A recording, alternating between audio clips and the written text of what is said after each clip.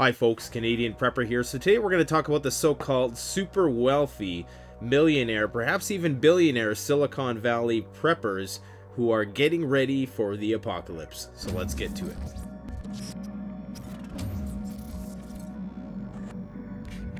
Alright, so before we get into this, I just want to show you this. I just made a video on these bad boys. This is the Silky Saws fixed blade, full tang, tree slayer. And this is my personal favorite. I prefer it much more than the Sugawaza, is the Sugoi. An awesome sheath, an amazing full tang tree slayer. This thing is an absolute beast. It doesn't hold a candle to the Katana Boy 650, mind you, but it's a little bit more affordable, and it can mount on the side of your pack like so. You get an axe on one side, this on the other. Man, this thing is going to absolutely destroy the forest and help you stay warm throughout the winter time.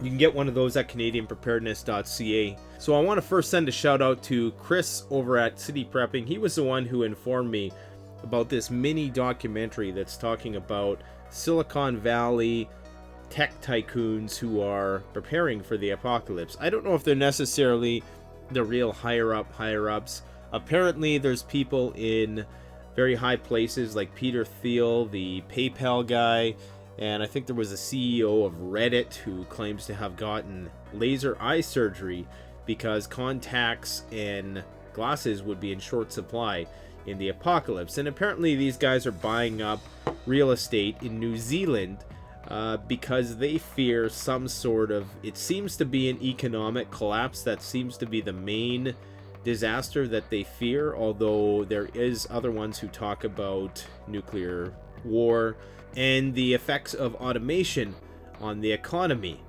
Now, there's a couple ways to approach this here. I also want to give a shout out to Prepper Logic, who did a video on this a couple months ago, I think, perhaps even longer than that, and he talked about how it was just a fad, that, you know, these guys, just like, you know, you got a new Lamborghini, well, I got to get one too. You know, you got a zombie apocalypse bunker with the state-of-the-art ventilation system, well, I want one too. I'm sure there is something to it. I mean, if you were a millionaire or billionaire, why wouldn't you have, in the very least, a castle keep, so to speak, a panic room, and then, you know, next step would logically be some kind of bunker, especially if you were living on the fault lines of any particular natural disaster region, be it a tornado alley, a hurricane prone region, earthquake prone region. You probably have some sort of contingency plan in place to preserve your family's safety in the case of that.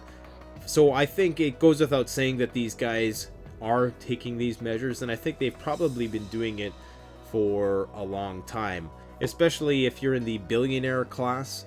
A bunker is a drop in the bucket. For example, there's a bunker in Las Vegas. It's $1.7 million, and this thing has everything. I mean, it's probably like 10,000 square feet. It has simulated natural lighting. It has dance rooms. It has a sauna. You know, it's got just every possible room you could want. It's basically an underground mansion, and it's only 1.7 million. So to think that billionaires don't have doomsday bunkers is kind of silly, especially when you think about in the 1950s and 60s. This was a going trend that lots of American families had bunkers ready for a Russian attack.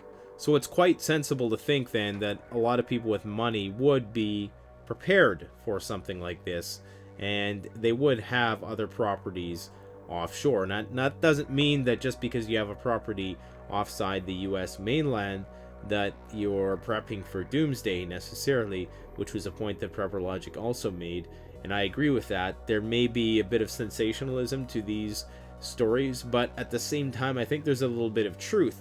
But the thing is this, is that I don't think these guys would ever come out and explicitly state that, because if you were privy to intel about the end of the world as we know it scenarios, I don't think you would be broadcasting that to the rest of the world. I mean, what interest would you have in doing that? You wouldn't be doing that sort of interview for the money. You would have absolutely no interest in telling everybody that, hey, we're all moving to New Zealand because we're preparing for the apocalypse. It doesn't make sense that you would tell people that. If anything, you're doing it in secret. And in one of the videos I'm going to link down below, the owner of a company who makes underground bunkers is talking about how the super rich don't allow him to film in the facilities that he builds for them, which makes perfect sense.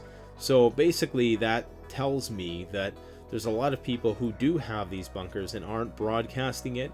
I'm not sure what the motive is for making these news stories about how billionaires are prepping. Perhaps it's just a sensationalist headline to sell ads. I don't know. Maybe that's the case, but I'm sure there's a lot of truth to it at the same time. I mean, think of how much the wealthy have to lose, especially the ones who have all of their wealth in US dollars. If the US economy does collapse, a lot of them are going to be up craps creek. And just like was somewhat foreshadowed in that movie with Batman and Bane, where they're basically pulling all the super rich out of their houses and they're beating the crap out of them. They're taking all of their wealth and they're redistributing it to the people, right? So I'm sure the rich are prepared for that. They know that if crap really came down to the wire, you don't want 1,000 poor people banging down your door asking for handouts or demanding handouts. So it's good to have a safe property on some remote island, probably the safest place in the world, New Zealand, where apparently the sheep outnumber people 6-1. It makes perfect sense to me, and if I was in their position, I'd probably be doing the same thing. But New Zealand isn't 100% safe either. There's volcanoes, there's potential for earthquakes, tsunamis, and I'm sure if there was a full-blown nuclear exchange, New Zealand's not going to be entirely immune from that. Of course, there's going to be the radioactive fallout as well, but perhaps they've induced that it is the safest place to stay.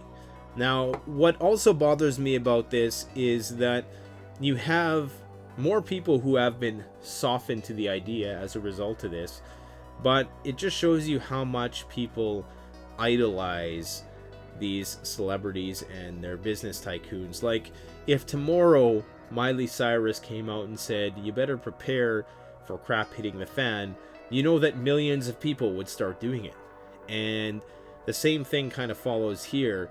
Is I watched a video with one guy talking about this who looks like, you know, he's just a guy who's not a prepper, one of these typical run-of-the-mill tech guys.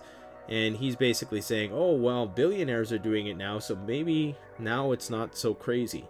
So there's that perspective that I don't really like, but I guess at the same time, it's nice to see that it's bringing other people into the fold, because remember, the less people who are prepared, the better it is for all of us. The less we essentially have to prepare, especially from a security standpoint. If everybody has enough provisions to see them through dark times, then that means that they're going to be less likely to want to come and steal your stuff when the lights do go out. And of course, there's the other factor here with regards to the Donald. I mean, since Donald Trump came into office, generally speaking, most of the core survivalist based, which generally tends to be of a right-wing persuasion, but there's a lot of left-wing preppers out there, you guys. And I've made a video about this a long time ago, that if somebody came on today and made a YouTube channel called The Liberal Prepper, in the next couple years, your channel would explode. Because what's happening now is that a lot of people on the left are being motivated to prep. And as many people know, I'm a moderate, so I like to dabble in both perspectives. There's certain things I like about both perspectives. I know somebody is going to get severely butthurt in the comments because I did not outright trash the entirety of those left-wing believers, which comprise about 150 million people in the United States. So, you know, yeah, I guess I should be making very broad, sweeping statements about 150 million people and how they're all the scourge of mankind, but I don't think I'm going to do that. I'm going to take a more balanced approach, because I don't believe that. I believe that it's great that other people are now prepping. Everybody's preparedness stems from a desire to self-preserve. It's just that the disasters we're preparing for are much different when you look at the left and the right. People on the right are probably more concerned about things like EMP, nuclear war. I think across the board, everybody can share the concern about some sort of pandemic scenario. But I think on the left, with respect to Trump's less than sympathetic environmental policies, a lot of them are going to be preparing for a global climate disaster. And to some people on the right, they might scoff at that because they don't believe that that's an actual real thing. I'm not going to get into my thoughts on that because inevitably you're going to piss some people off.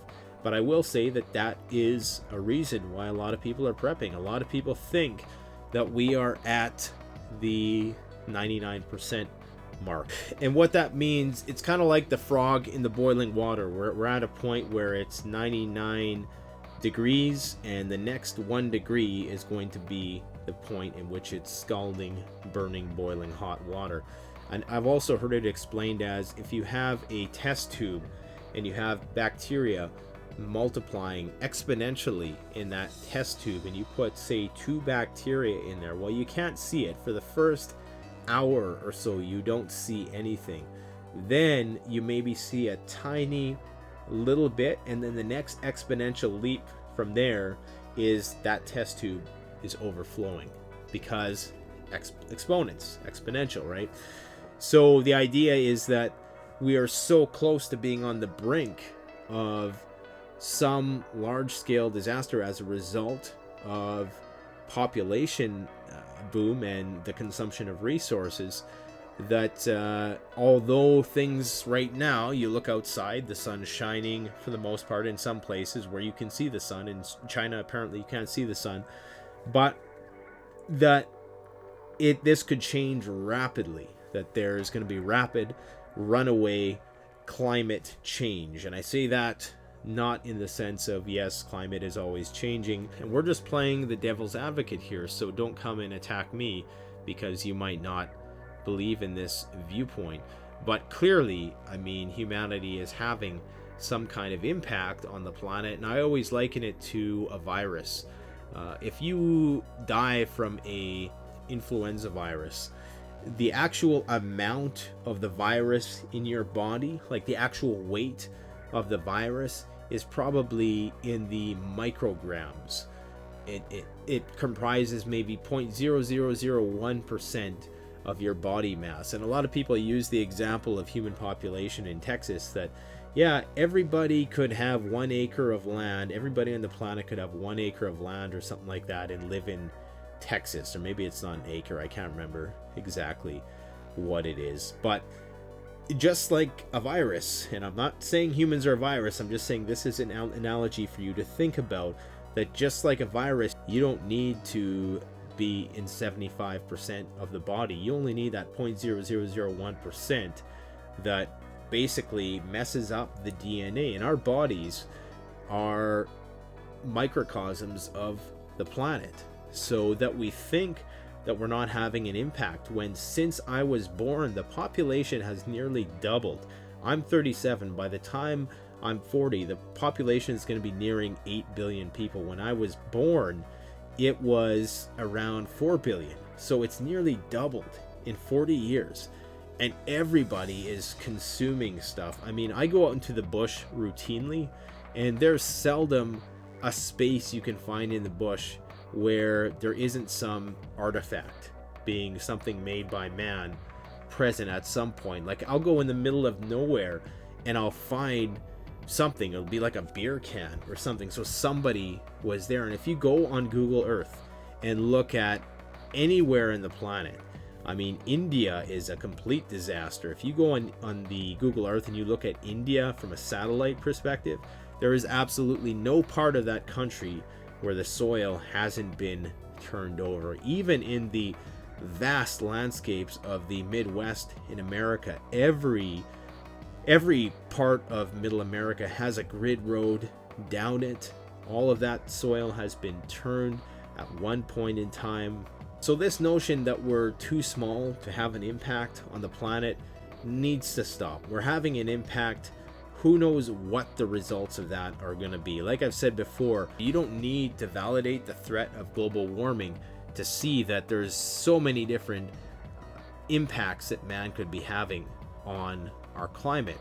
from the contaminated waterways to the oil spills to the nuclear plant disasters to just general pollution to putting all of the psychopharmaceutical stuff into the water, how that's changing our biological makeup and how that's changing our evolution, the genetic modification of foods, monoculture, deforestation, and that is just scratching the surface of the things that we're doing right now to the planet. Now, I'm not trying to be alarmist and say that the crap's going to hit the fan right away, but that's what these people are probably prepping for, especially the billionaire class, because they full well understand, because they're partly culpable for the way things are going in terms of everybody being very dependent on technology. And some of the tech guys even talk about how, yeah, we know that we are writing codes that are putting people out of work and are forcing automation, and that's why we're prepping, because we know that we are going to cause an economic collapse. Now, for some people, that's just the end of capitalism and the beginning of the quote-unquote universal basic income. So the takeaway here is this: regardless of what these articles are saying and how sensationalist they are and how it's maybe just a little bit of hype, there's definitely truth to this. The wealthy people of the world are probably the biggest preppers that nobody knows about. And yeah, they just throw money at the problem. I'm not saying that their survivability is going to be much better than anybody else's, but the fact is that the best bunkers in the world are the ones that we don't know about. So there's a lot of decoys out there. The ones that have been declassified, like the Cheyenne Mountains and things of that nature, those aren't even relevant today. I can guarantee you the stuff that they have today, if they showed it to us, our jaws would probably drop, because imagine the technology they had to build that. Now move 60, 70 years into the future, and the technology that they have to dig tunnels now, I'm guessing that there are entire underground cities that we don't even know about. These facilities are probably nuclear powered. I'm sure they have everything that they need to survive for long periods of time. And while this might seem kind of crazy for some people to wrap their head around, the fact is that people have money to do it. The technology exists to do it. The threats are real. So to think that it wouldn't be done is stupid. It's quite frankly very stupid. Just like believing that the Svalbard seed vault is the only seed vault in existence is stupid, because everybody knows where it is. I can guarantee you that there are probably numerous seed vaults throughout the world that we don't know about, but they throw these decoys up there to distract people with and to make you think that that's the only thing that exists, just like the bunkers, which are popularized in the media, because of course you don't want your enemies especially to know where your bunkers are. I mean, it makes the most sense. I can only imagine the technology that they have for some of these more modern underground bunkers. It must just be phenomenal. So there you have it, folks. The leaders of the so-called free world are prepping, so you should also, and hopefully this helps destigmatize emergency preparedness a little bit. But there's always going to be those people regardless, and there's still people in the comment sections on these videos who are calling all these people, who many of them are self-made millionaires, billionaires, they're calling them stupid. All of these kids who are living in their parents' basements trolling the internet have the audacity to call these people stupid, when the fact is your government is the biggest prepper ever in the history of mankind. The US government spending $1 trillion a year. Basically, you could call that the DoD really is the prepping budget. They might as well just call it the prepping budget. Every country should call their military budget the prepping budget, because basically that's where the money goes. You're prepping for your security and to maintain law and order in a crap hits the fan scenario, and that essentially is why the military is there. Unfortunately, that takes imperialistic forms in the modern day. So let me know what you think in the comment section. Don't forget to like, comment, subscribe, and make sure you get your tree annihilator, Silky Saws. This is my absolute favorite saw. I love the sheath on this bad boy. Look at this. Even has detachable belt clip, and it's just made like premium. It comes with leg straps in this little box here, and it's very, all of their very folding well saws priced. pretty These are much, going for but I think after today I'm going to be using them a lot more. So the one I have on my side, this is the Sagoy 360. Not as good this as is the one that we're Katana going Boy to be 650, selling and not as at the portable store. as the good old You're going to Big Boy notice that there's so many different 2000 types XL, of but they cut silky a little saws bit that it's faster hard to because figure that out nice curve. almost You got what's that the nice hook difference on there in some to cases. prevent overpulling And binding Silky up. And, has oh, it's just made a saw ergonomic, for pistol every grip. particular purpose. Excellent, excellent saw. Go check it out. Thanks for watching Canadian Prepper.